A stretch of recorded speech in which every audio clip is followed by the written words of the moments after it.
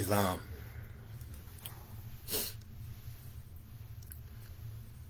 Islam Muslims, happy holy day. First, I give praise to my Father God Allah, honors to His true and divine prophet, Prophet Noble Drew Ali. I extend honors to the forerunner of the prophet, Brother Marcus Messiah Garvey, and I would like to extend honors to man. Before I proceed, I would like to take a reading from the Holy Quran of the Moorish Science Temple of America. And this reading will be coming from, excuse me, it's down here.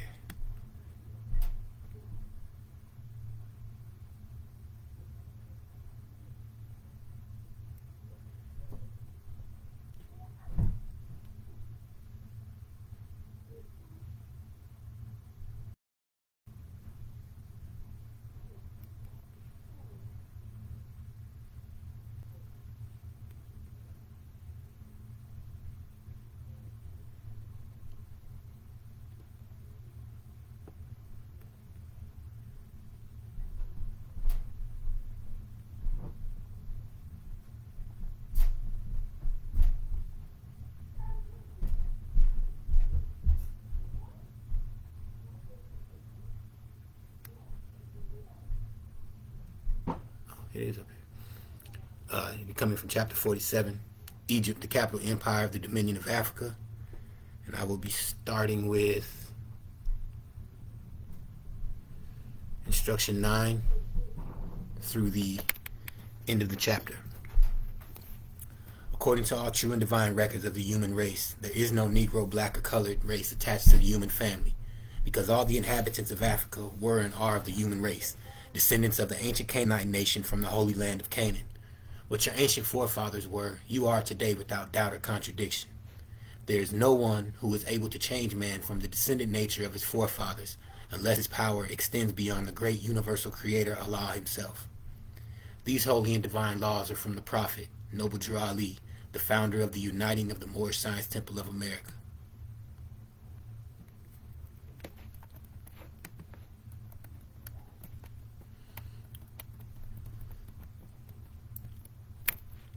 These laws are to be strictly preserved by the members of all the temples of the Moorish Science Temple of America, that they will learn to open their meeting and guide it according to the principles of love, truth, peace, freedom, justice.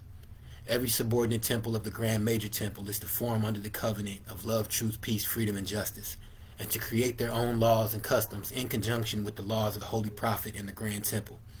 I, the Prophet, Noble Drew Ali, was sent by the great God Allah to warn all Asiatics of America to repent from their sinful ways before that great and awful day that is sure to come. The time has come, and every nation must worship under its own vine and fig tree, and every tongue must confess his own. Through sin and disobedience, every nation has suffered slavery due to the fact that they honored not the creed and principles of their forefathers. That is why the nationality of the Moors was taken away from them in 1774, and the word Negro, black, and colored was given to the Asiatics of America who were of Moorish descent, because they honored not the principles of their mother and father and strayed after the gods of Europe, of whom they knew nothing. And my intent is to come back and read this other chapter before the end of this presentation. Also, I'm going to read these from the one-on-one questionnaire. What is our prophet to us? He is an angel of Allah who was sent to bring us the everlasting gospel of Allah. What is the everlasting gospel? It is the saving power that comes from Allah through our ancient fathers by his prophet. What is the covenant of the great God Allah? Honor thy father and thy mother, that thy days may be long upon the earth land which the Lord thy God Allah hath given thee. Islam.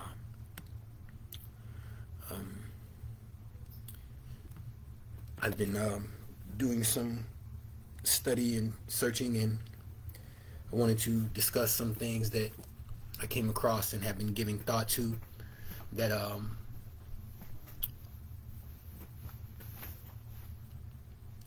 of importance and interest to the nation, and I would like to share those now. This is from January 8th, 1867, It said African American men are granted the right to vote in the District of Columbia. And we went over some of these things before, but um, they're coming together in a, I guess, more understood or more advanced sequence now. So I'd like to continue to speak on it. As I said, January 8th, 1867, African American men are granted the right to vote in the District of Columbia.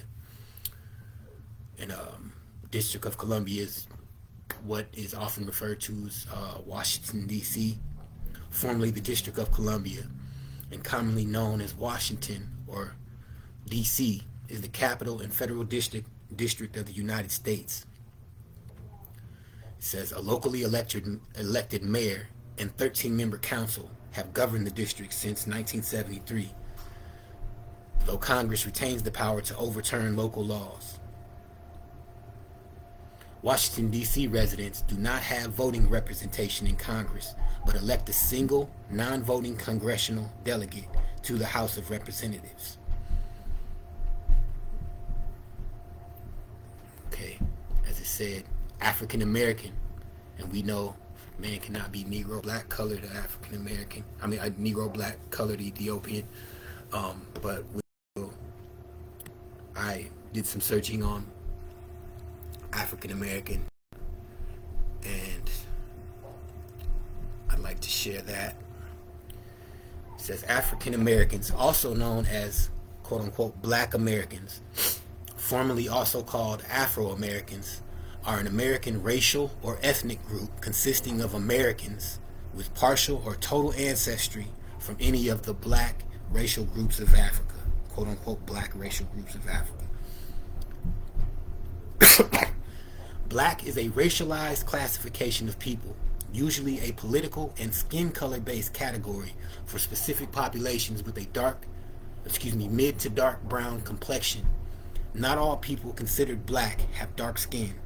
In certain countries, often in socially based systems of racial classification, in the Western world, the term quote unquote black is used to describe persons who are perceived as dark skinned compared to other populations. It is most commonly used for people of sub-Saharan African ancestry. Darn it.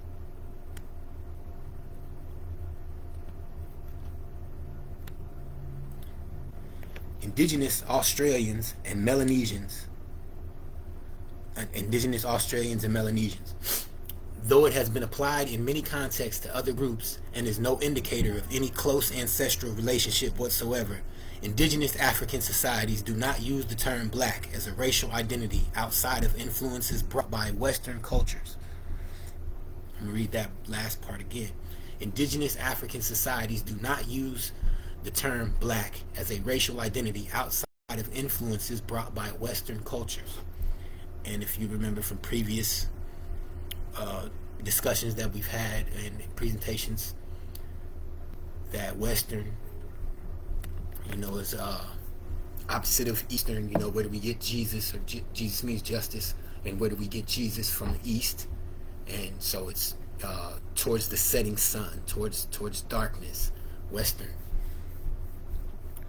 Contemporary anthropologists and other scientists, while recognizing the reality of biological variation between different human populations, regard the concept of a unified, distinguishable black race, quote unquote black race, as socially constructed. And remember that term, socially constructed.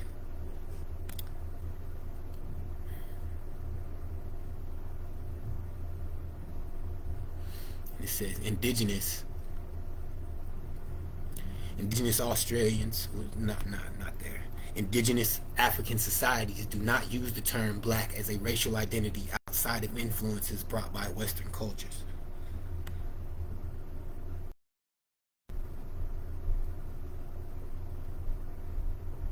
And indigenous, some of the etymological definitions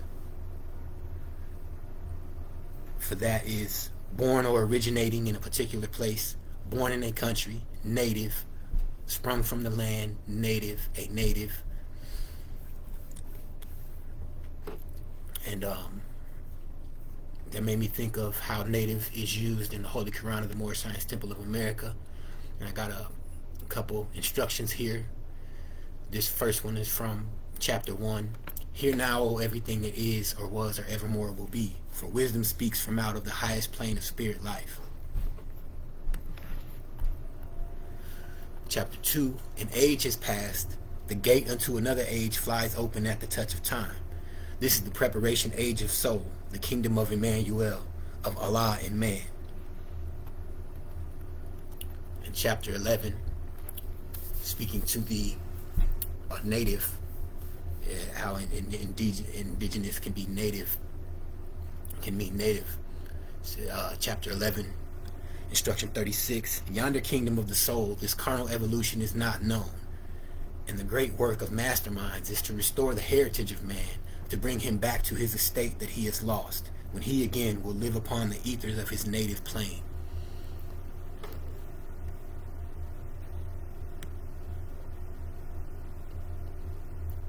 And it also just made me think of also the front cover of the Holy Quran of the Moorish Science Temple of America, where it is the Prophet's desire to bring us back to the highest plane of life, from a fallen stage to back to the highest plane of life. And so this is where I'm going now, is basically a continuation of what we were just reading about Black and African American and how it's socially constructed.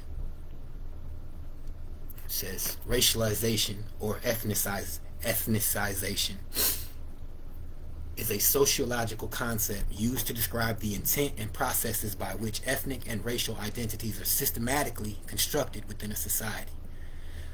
Constructs for racialization are centered on erroneous generalizations about racial aspects of distinct groups, leading to the denial of equal societal engagement. It is a fallacy of groupism and a process of racial dominance that has lasting harmful or damaging outcomes for racialized groups. An associated term is self-racialization, which refers to the practice by dominant groups to justify and defend their dominant status or to deny its existence.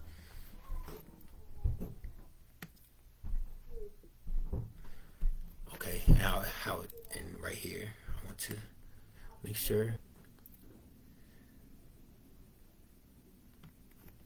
we're on the same page here. It says, contemporary anthropologists and other scientists, while recognizing the reality of biological variation between different human populations, regard the concept of a unified, distinguishable black race as socially constructed.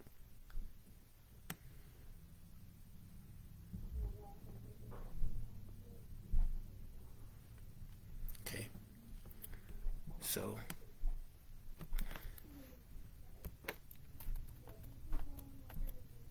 says social constructionism is a term used in sociology, social ontology, and communication theory.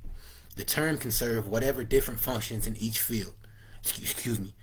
The term can serve somewhat different functions in each field. However, the foundation of this theoretical framework suggests various facets of social reality, such as concepts, beliefs, norms, and values, are formed through continuous interactions and negotiations among society's members, rather than empirical observation of physical reality.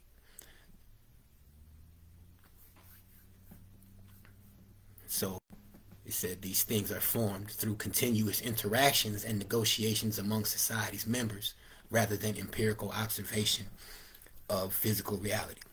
The theory of social constructionism posits that much of what individuals perceive as reality is actually the outcome of a dynamic process of construction influenced by social conventions and structures. So, it makes me think of how it says in the Holy Quran, the things we see are reflexes just appearing, or what's made manifest is the falsehood, so by going off of what with no understanding of basically divine things or nature or the science of life that is, a part of the Holy Quran of the Moorish Science Temple of America, and the things that we're learning, it can, and then trying to make sense of the physical world, that will, it can basically socially construct or man-made, the physical, based on the physical. But man is not the body nor the soul. But without knowledge of that and acceptance of that, all you have to go off of is what you think you see, or what others say, or how you interact day to day, until something inside you, that, like it says, the gifts of the understanding are the treasures of Allah, that gift of understanding starts to arise. It says, unlike phenomena that are innately determined or biologically predetermined, these social constructs are collectively formulated, sustained, and shaped by the social context in which they exist. These constructs significantly impact both the behavior and perceptions of individuals, often being internalized based on cultural narratives, whether or not these are empirically verifiable. In this two-way process of reality construction, individuals not only interpret and assimilate information through their social relations, but also contribute to shaping existing societal narratives.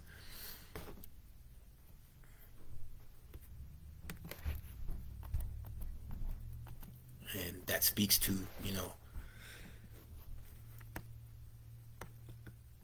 as I titled this, and what the Prophet mentions is mental slavery. It says empirical research is research using empirical evidence. It is also a way of gaining knowledge by means of direct and indirect observation or experience. Empiricism values some research more than other kinds. Empirical evidence, the record of one's direct observations or experiences, can be analyzed quantitatively or qualitatively. In sociology, a social rule refers to any social convention commonly adhered to in a society. These rules are not written in law or otherwise formalized. In social constructionism, great focus on social rules. Did I get that right? Oh, in social constructionism, there is a great focus on social rules. It is argued that these rules are socially constructed, that these rules act upon every member of a society, but at the same time are reproduced by the individuals. And I'm paraphrasing, that makes me think of also what the Prophet said, that I read, is that we are allowing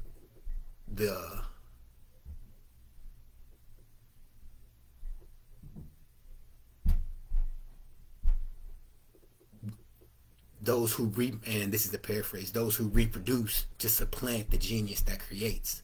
So we're just reproducing mental slavery. And at the beginning, when I read from chapter 47, there is no Negro, black, or colored.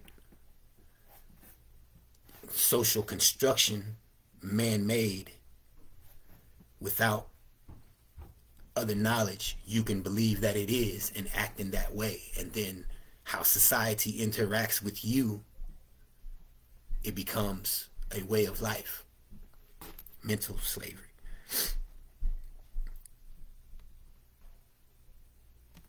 In the social sciences, social structure is the aggregate of patterned social arrangements in society that are both emergent from and determinant of the actions of individuals. Likewise, society is believed to be grouped into structurally related groups or sets of roles with different functions, meanings, or purposes. Examples of social structure include family, religion, law, economy, and class. It contrasts with social system, which refers to the parent structure in which these various structures are embedded. Thus, social structures significantly influence larger systems such as economic systems, legal systems, political systems, cultural systems, etc. Social structure can also be said to be the framework upon which a society is established. It determines the norms and patterns of relations between the various institutions of the society. And that made me think of a divine warning by the prophet for the nations, just all around what he was, the message that he was relaying. And I have some of that later on in the presentation that we'll go over. These are a couple of the items from the 101 questionnaire. Name some of the marks that were put upon the Moors of Northwest by the European nations in 1774. Negro, black, colored, or Ethiopian. Negro, a name given to a river in West Africa by Moors because it contained black water. What is meant by the word black? Black, according to science, means deaf. What does the word colored mean? Colored means anything that has been painted, stained, varnished, or dyed. What does Ethiopian mean? Ethiopia means something divided. Can a man be a Negro, black, colored, or Ethiopian? No. Why? Because man is made in the image and after the likeness of God Allah. Chapter 1 of the Holy Quran of the Moorish Science Temple of America. It says, the bodies and the souls of men are finite things, and they will change. Yea, from the finite point of view, the time will come when they will be no more. But man himself is not the body, nor the soul. He is a spirit and a part of Allah.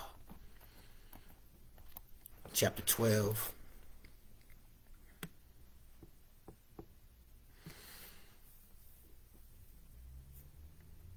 Right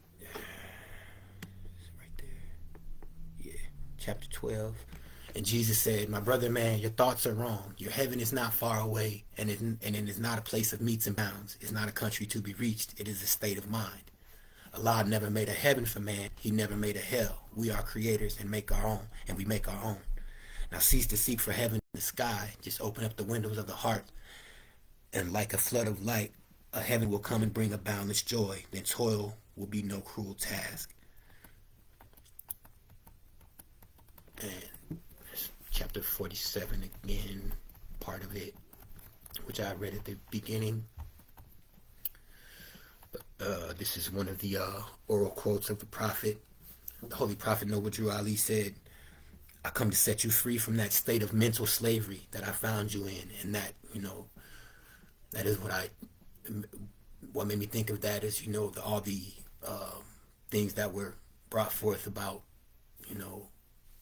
black and it being a social construct, and what the prophet says, it's mental. Man can't be these things.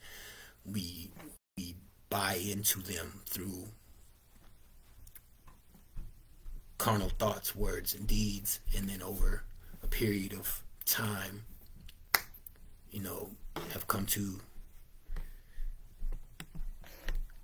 we had come to be set in them, and giving the names back, and and then striving to give back the principles, it is a process of, shedding these things.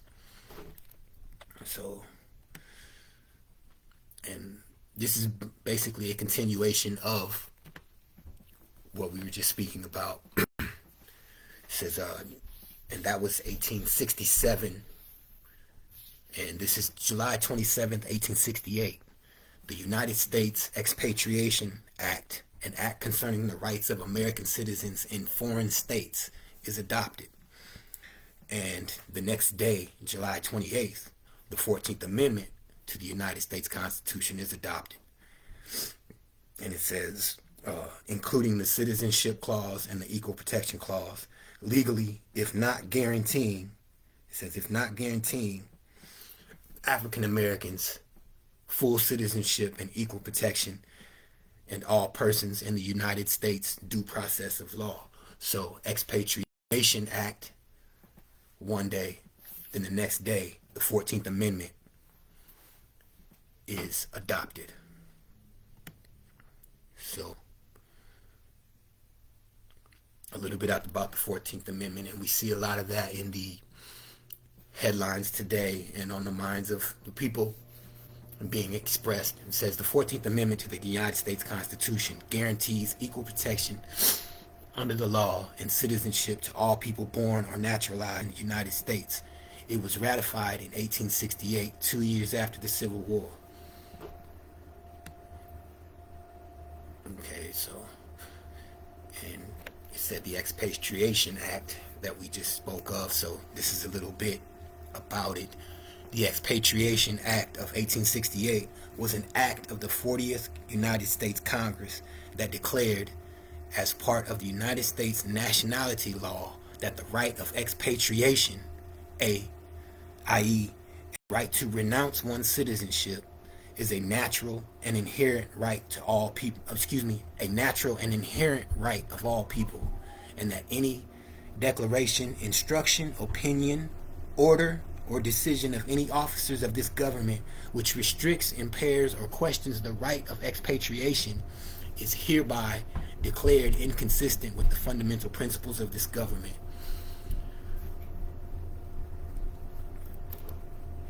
Okay, so expatriation. And this is etymology. Expatriation. To banish, send out of one's native country, out of native land.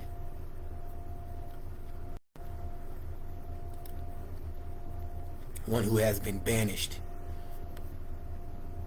who chooses to live abroad. And that makes me think of the beginning when we went over the African, quote unquote, African Americans being granted, quote unquote, granted the right to vote in the District of Columbia, and the District of Columbia has no voting authority. And also, there's one other thing I wanted to touch on before I move forward. Oh yeah, it says that the right of expatriation, i.e., a right to renounce one's citizenship, and I don't believe I put renounce on here, so I want to look it up real quick to show what some of the meanings of renounce.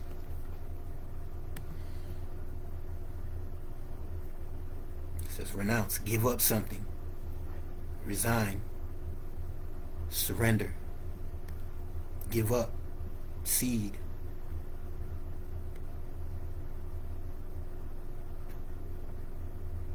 protest against your citizenship, abandon, discontinue, disclaim relationship with or allegiance to abandon or give up.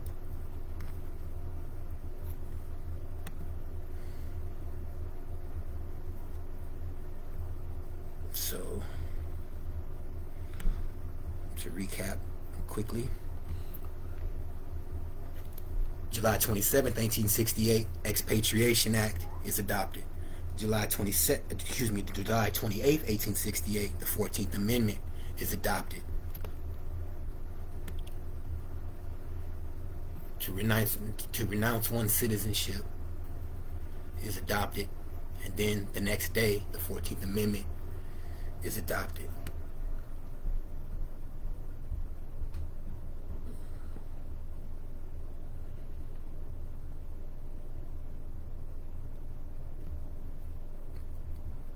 And as it says in the 14th Amendment, I'll touch on this since I got it here. As it says in the 14th Amendment, naturalized in the United States, born or naturalized in the United States. Some of the definitions of naturalized in biology it means establish a plant or animal so that it lives wild in a region where it is not indigenous. And that makes me think of a seed being a seed planted, and trying to take that seed and put it, or putting that seed where it is not indigenous. Um, and this last one, naturalize, can mean regard as or cause to appear natural. So, caused, united, you have the social construction, as we spoke on, caused the United States to appear natural, to give up to renounce one's citizenship. It caused it to appear right or natural. And this is from a divine warning by the prophet for the nations. I'm going to read. It says, the citizens of all free national governments, according to their national constitution, are all of one family bearing one free national name. Those who fail to recognize the free national name of their constitutional government are classed as undesirables and are subject to all inferior names and abuses and mistreatments that the citizens care to bestow upon them. And it is a sin for any group of people to violate the national constitutional laws of a free national government and cling to the names and principles that delude to slavery. And these are excerpts, so this is another part of it. It says the 14th and 15th Amendments brought the North and South in unit, placing the Southerners who were at that time without power with the constitutional body of power. And at that time, 1865, the free national constitutional law that was enforced since 1774 declared all men equal and free. And if all men are declared by the free national constitution to be free and equal, since that constitution has never been changed, there is no need for the application of the 14th and 15th Amendments for the salvation of our people. I, the prophet, was prepared by the great, and this is another part, so these are excerpts from it. It is, those who are familiar with it, it is a long document. I, the prophet, was prepared by the great God Allah to warn my people to repent from their sinful ways and go back to that state of mind, to their forefathers' divine and national principles, that they will be law-abiders and receive their divine right as citizens, according to the free national constitution that was prepared for all free national beings.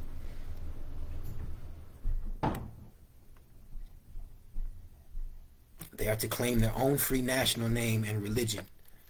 There is but one issue for them to be recognized by this government and of the earth, and it comes only through the connection of the Moorish Divine National Movement, which is incorporated in this government and recognized by all other nations of the world. And through it, they and their children can receive their divine rights unmolested by other citizens, that they can cast a free national ballot at the polls under the free national constitution of the state's government.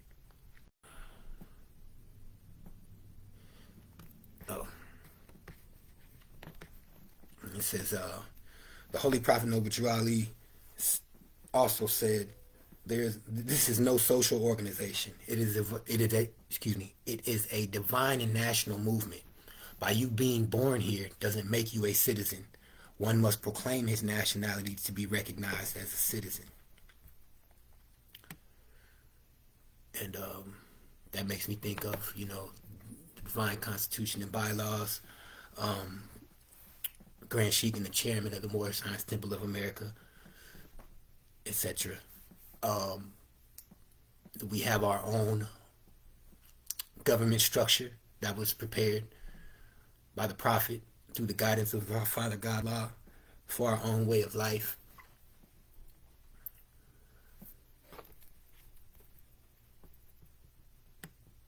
And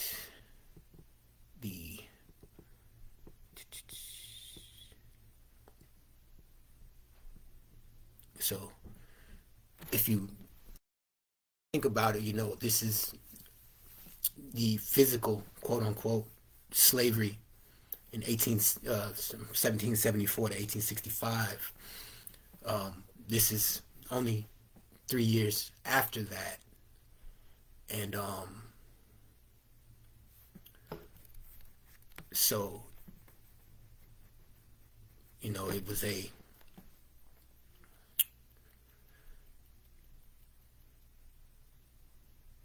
you know like oh it was this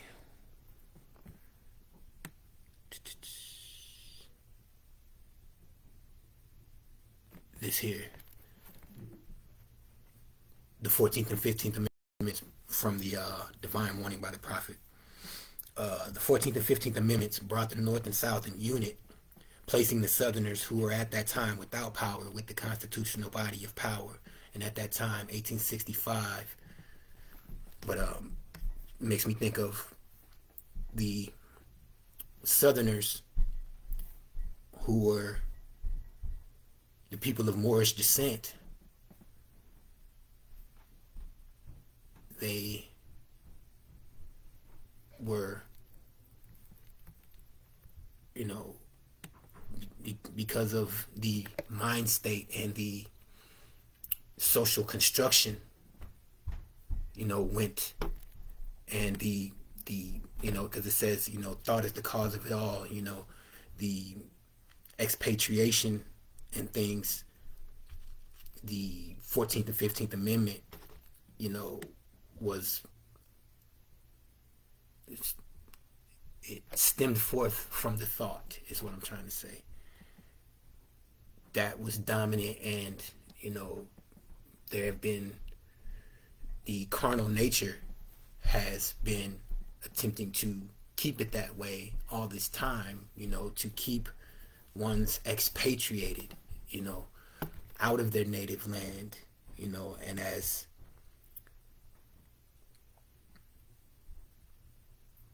corporate structures in the system in which we see today has stemmed forth from all that.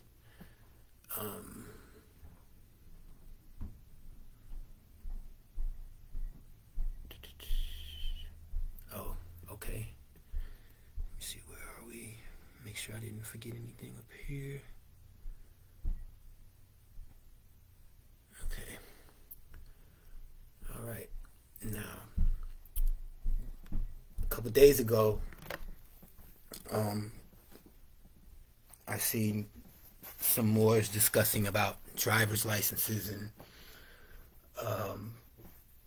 a couple other things, 14th Amendment.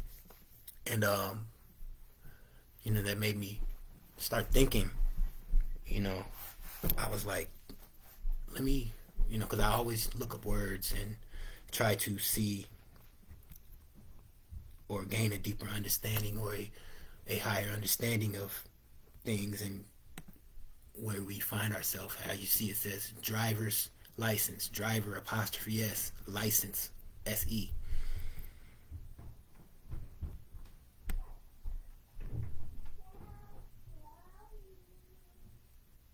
You can check yours to see that it says this. So, driver, and that's a noun. So, one who or that which drives. It can also mean a herdsman, drover, one who drives livestock, one who drives a vehicle, overseer of a gang of slaves, overseer of a gang of slaves,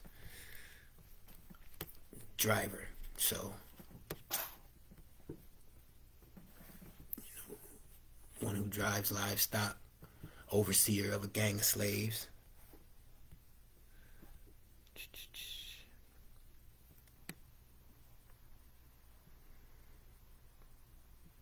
And drive as a verb. Drive as a verb. To compel or urge to move. Impel in some direction or manner. Pursue, to rush against.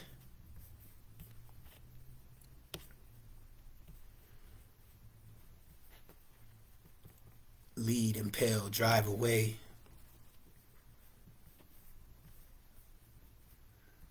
And this stood out to me, meaning compel or incite to action or condition of any kind. Sense of aim a blow, pushing from behind. So that makes me think of also social constructionism that we spoke on, how black and the way of life that comes from it is a social construction. And so drive as a verb, as we just went over, compel or incite to action of any kind. And as a noun, overseer of a gang of slaves. License. It's a verb. Verb. With the SE is a verb. It says, grant formal authorization to do what would be illegal to do without. Excuse me. Grant formal authorization to do what would be illegal to do without it. And that makes me think of, I believe, it's the 13th Amendment, where it says involuntary servitude. If I'm mistaken, I'll correct myself on that at a later time. But so presenting this license, this SE with the SE is grant formal authorization to do what would be illegal to do without it. And this is, and from my understanding, it's been used to justify, conditions and treatment of sections of the population. So a driver apostrophe S license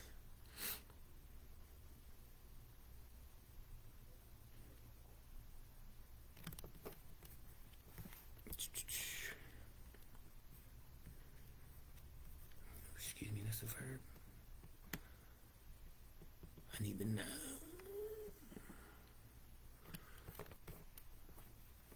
Overseer of a gang of slaves, driver,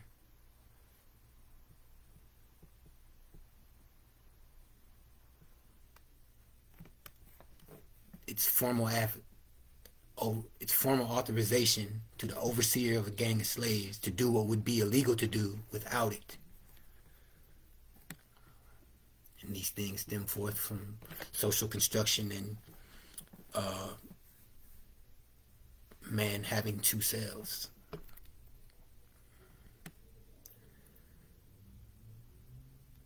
And as I said, license.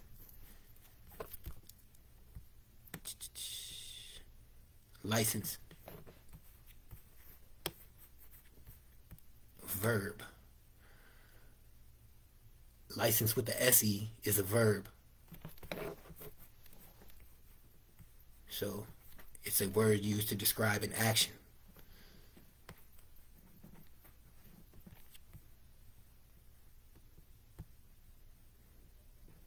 So when you look at, quote unquote, a driver's license, somebody says, give me, quote unquote, give me your driver's license.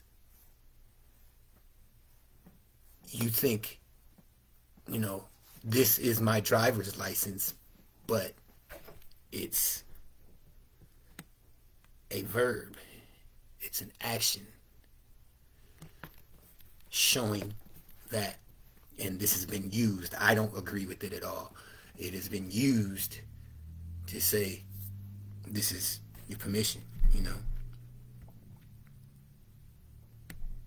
grant formal, not permission, but grant formal authorization to do what would be illegal to do without it.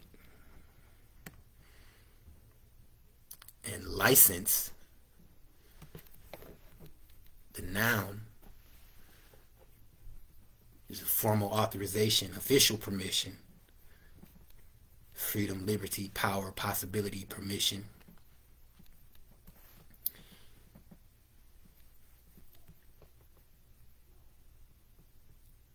And I added this at the last, because, as people say, quote unquote, you need a license with the SE to drive a motor vehicle, or one who or that which imparts motion, controller, prime mover, motor.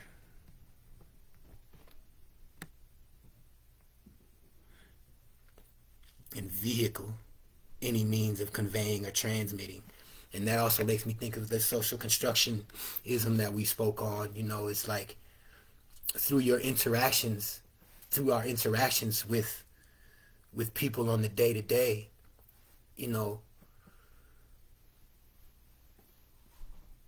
that,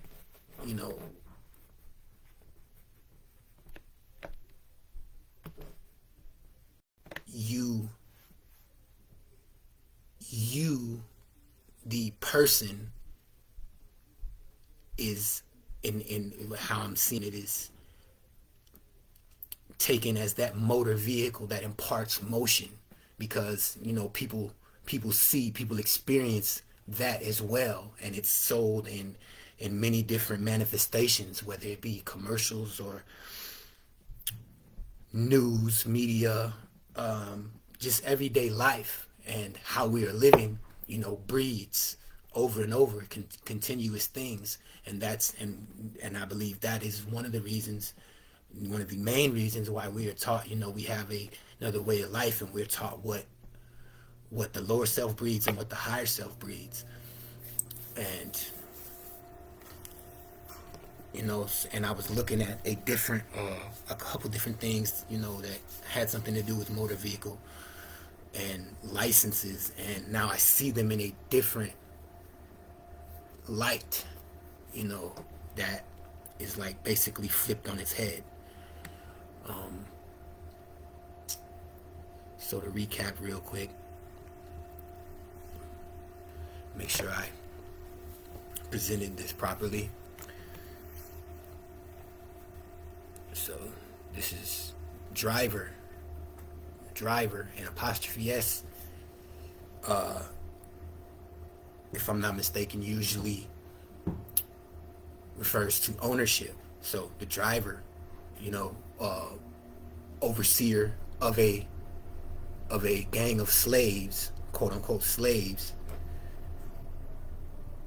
License, overseer of a gang of slaves. License, permission, granted permission to do something that would, without it, would be otherwise illegal to do.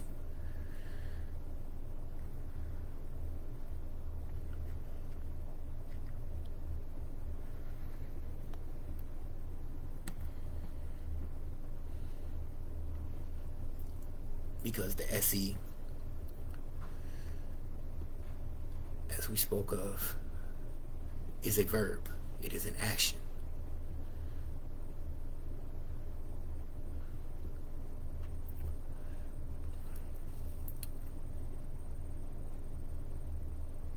And before I end, I would like to read from chapter 48, the end of time and the fulfilling of prophecies, from the Holy Quran, the Moorish Science Temple of America.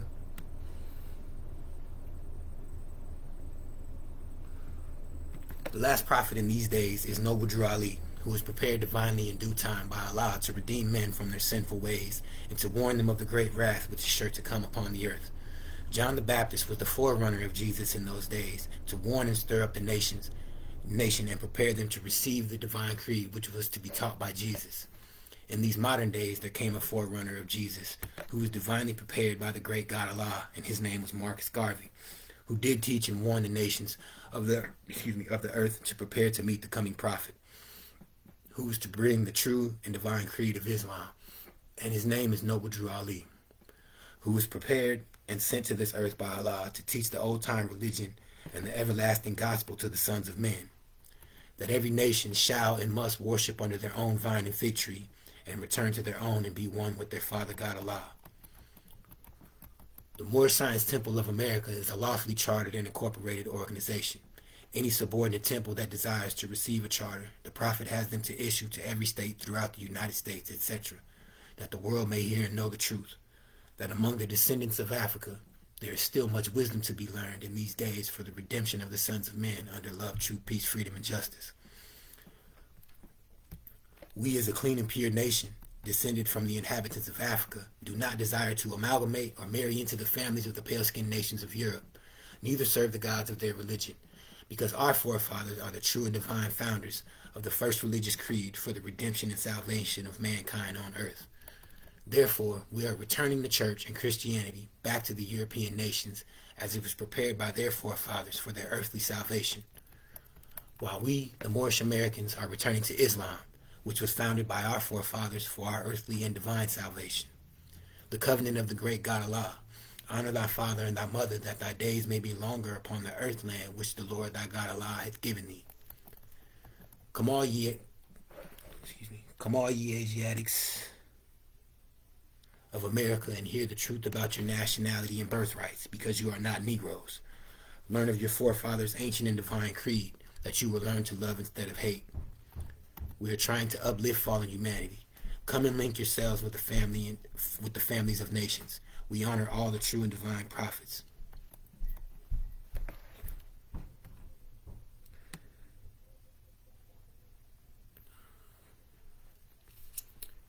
Yes, so with to sum it up, the divine constitution and bylaws, the Holy Quran of the Moorish Science Temple of America, all the literature, everything that the Prophet brought. He's given us everything it takes to save a nation and to, unite and remove ourselves from the iron hand oppression of the pale-skinned nations of Europe, who were governing a portion, of our lives, to not to mess up what the Prophet said, but, to put it in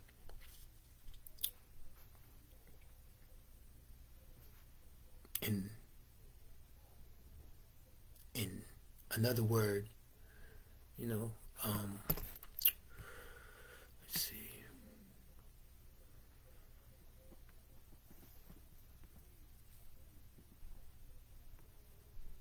I will continue to study,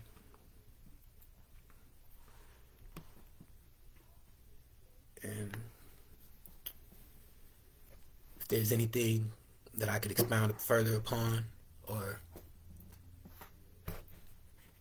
that after I give